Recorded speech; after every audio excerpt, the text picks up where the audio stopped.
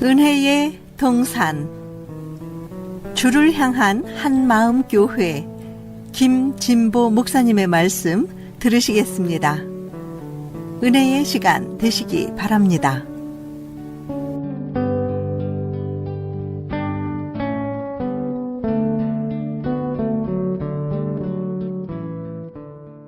사랑하는 전파가족 여러분, 오늘도 주님 안에서 평안하셨습니까?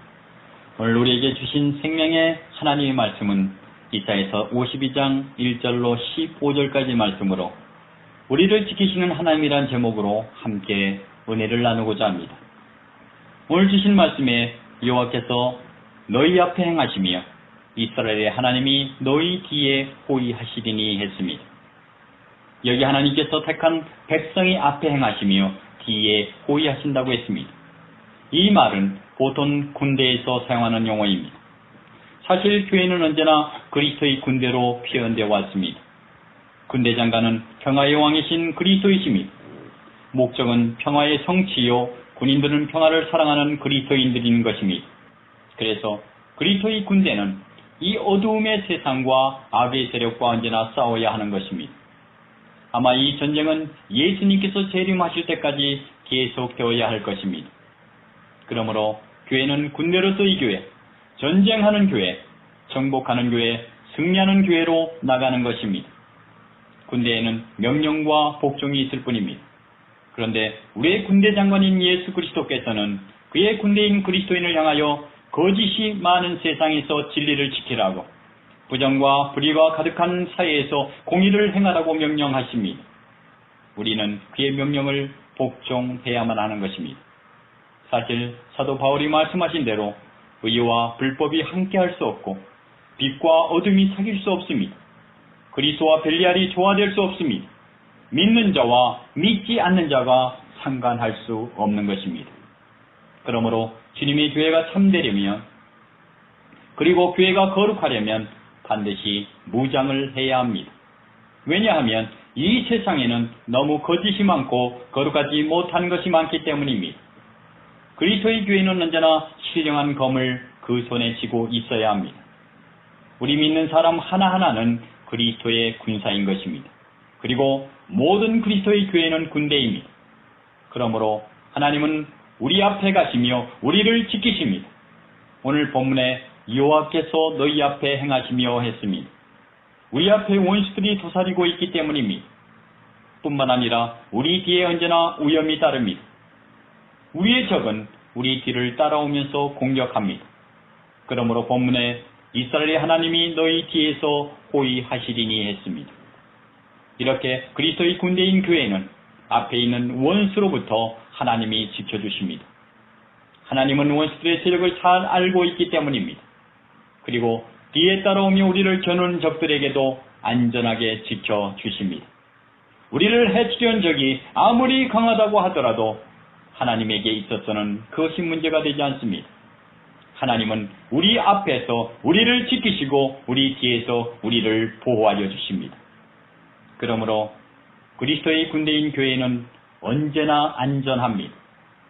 우리는 예수님의 손과 하나님의 아버지의 손이 지키시기 때문에 그 어느 누구도 우리를 건드릴 수가 없습니다.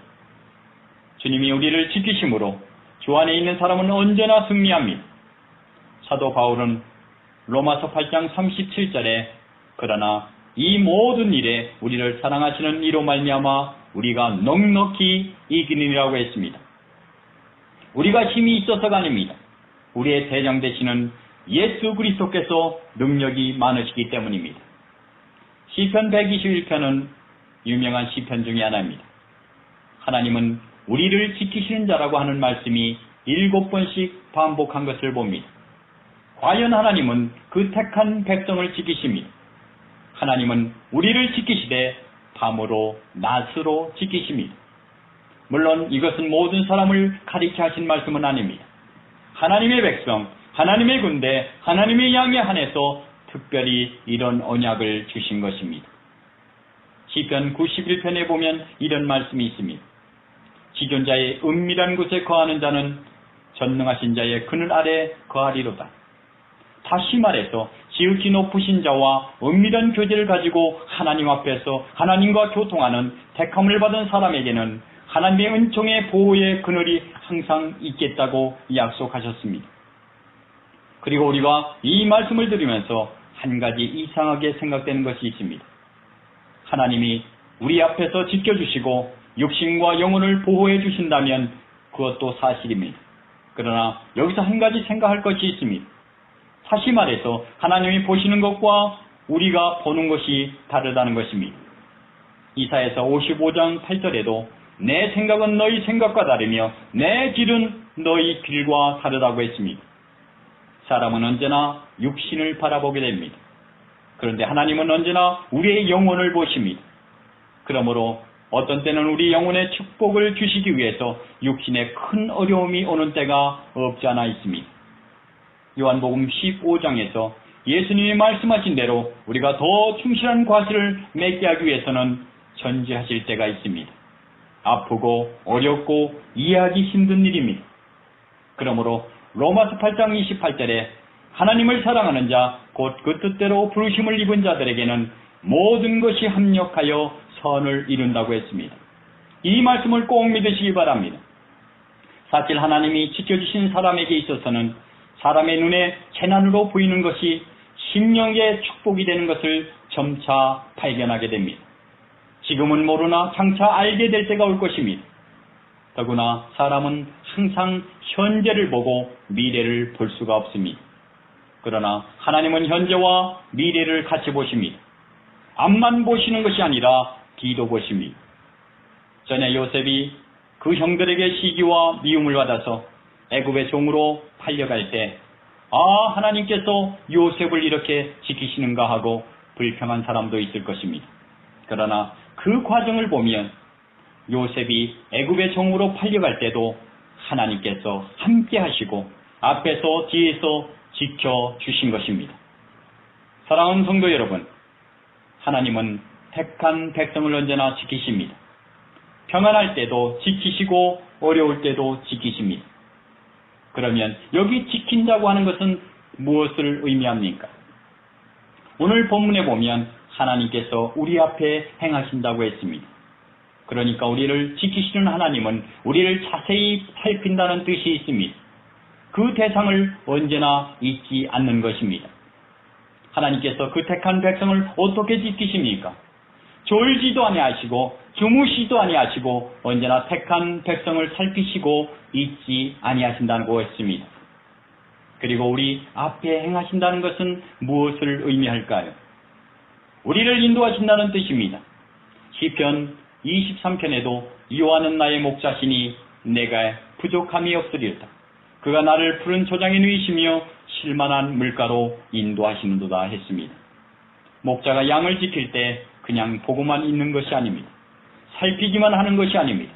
목자는 앞에서 가면서 양을 인도합니다. 인도할 때는 푸른 초장으로만 인도하는 것이 아닙니다. 잔잔한 물가로만 인도하는 것이 아닙니다. 때로는 사망의 음침한 골짜기로 인도하기도 합니다. 확실히 인도하는 것은 사실입니다. 사실 하나님께서는 이스라엘 백성을 애굽에서 인도하여 내셨습니다. 광야를 지날 때 낮에는 구름기둥, 밤에는 불기둥으로 인도하셨습니다. 낮에도 인도하시고 밤에도 인도하셨습니다. 그리고 하나님께서 우리 뒤에서 호위하신다고 했습니다. 호위한다는 것은 보호한다는 뜻입니다. 목자가 양을 지키는 것은 양을 보호하는 것입니다. 원수가 올 때는 생명을 걸고 양을 보호하기 위해서 원수를 물리칩니다. 지킨다, 호위한다는 말은 생명을 보존하여 준다는 뜻입니다. 그래서 시편에 보면 하나님께서 우리를 보호하신다는 뜻에서 여러 가지로 표현하고 있습니다. 하나님은 나의 산성이시요 나의 피난처시요 반석이시요 방패시며 구원의 뿌리시다. 여호와의 날 그늘이란 말이 나옵니다. 이 모든 표현이 하나님이 우리를 보호하여 주시는가를 가르쳐 준 것뿐입니다. 그래서 성경은 하나님께서 우리를 눈동자같이 지키신다고 했습니다. 뿐만 아니라 지킨다는 것은 우리의 필요한 것을 뒤에서 공급하여 주신다는 뜻이 있습니다. 목자가 왜 양을 풀밭으로 인도합니까? 양은 풀을 먹어야 살이 찝니다. 무엇하러 실만한 물가로 인도합니까? 양이 물을 마셔야 자라나는 것입니다. 마찬가지로 하나님은 우리 믿는 사람들에게 필요한 것을 이렇게 공급하여 주십니다. 사실 이스라엘을 광야에서 불기둥, 구름기둥으로 인도하신 것뿐만 아닙니다. 그들이 배가 고플 때는 만나와 메추라기로 그리고 생수로 공급하여 주셨습니다. 엘리야가 이세벨에게 쫓겨 광야 로다임 나무 아래 기진맥진하여 쓰러져 있을 때에도 하나님께서 떡과 물을 주어 먹고 마셔 힘을 얻게 하셨습니다. 우리 믿는 사람들이 괴로운 광야 같은 인생길을 걸어갈 때 어떤 때는 우리의 심령이 기갈하여지고 어떤 때는 우리의 심령이 기진하여질 때가 있습니다. 그러나 하나님께서는 이러한 때에 그의 백성에게 생명의 양식과 생명수를 마실 수 있도록 축복하여 주시는 것입니다. 그러므로 빌립보서 4장 19절에 이런 말씀이 있습니다. 나의 하나님이 그리스도 예수 안에서 그 영광 가운데 풍성한 대로 너희 모든 쓸 것을 채우시리라. 이것은 단순히 성경의 말씀이 아닙니다. 성경에 나타난 모든 성도들의 경험이 이와 같은 것입니다. 사랑하는 성도 여러분, 하나님은 이스라엘을 지키십니다. 하나님은 택한 백성을 지키십니다. 하나님은 그의 교회를 지키십니다. 여기 하나님이 우리 뒤에서 호위하신다고 했는데 호위한다는 히브리어는 본래 함께한다는 뜻이 있습니다. 하나님께서는 언제나 그의 사람들과 함께 하십니다. 이사야서 43장 1절과 2절에 보면 너는 두려워 말라 내가 너를 구속하였고 내가 너를 지명하여 불렀나니 너는 내 것이라. 내가 물 가운데로 지날 때에 내가 함께 할 것이라고 했습니다. 여호수아 1장 9절에는 내가 내게 명한 것이 아니냐 마음을 강하게 하고 담대히 하라. 두려워 말며 놀라지 말라. 내가 어디로 가든지 내 하나님 여호와가 너와 함께 하느니라고 했습니다. 마태복음 28장 20절에 부활하신 주님께서 이렇게 말씀하십니다. 볼지어다 내가 세상 끝날까지 너희와 항상 함께 있으리라. 사랑하는 여러분, 하나님이 함께하는 사람은 언제나 승리합니다. 하나님이 함께하는 교회는 영원히 빛납니다. 교회를 없앨 어떤 힘도 세상에는 없습니다. 물론 일시적으로 악의 세력에 의해서 어려움을 당할 수는 있습니다. 그러나 다시 일어날 날이 멀지 않습니다. 왜 그럴까요? 하나님께서 그의 교회를 지키시기 때문입니다. 그러므로 하나님 교회를 흔들 자가 없습니다. 왜 그렇습니까? 영원 불변하신 반석 되시는 그리스도께서 교회의 기초가 되기 때문입니다. 그러므로 악한 원수들이 아무리 에워싸도 두려울 것이 없습니다. 주님의 교회는 영원히 튼튼히 서 나갈 것입니다. 존귀하신 하나님께서 지금까지 우리를 지켜주시고 도와주시고 인도하여 주시고 부족함이 없이 공급하여 주시고 자라게 하신 하나님께서 앞으로도 같이 하시고 지켜주실 줄 믿습니다. 그리고 이 방송을 듣는 우리 성도 한 분 한 분의 삶을 이렇게 축복해 주시기를 주님의 이름으로 축원합니다.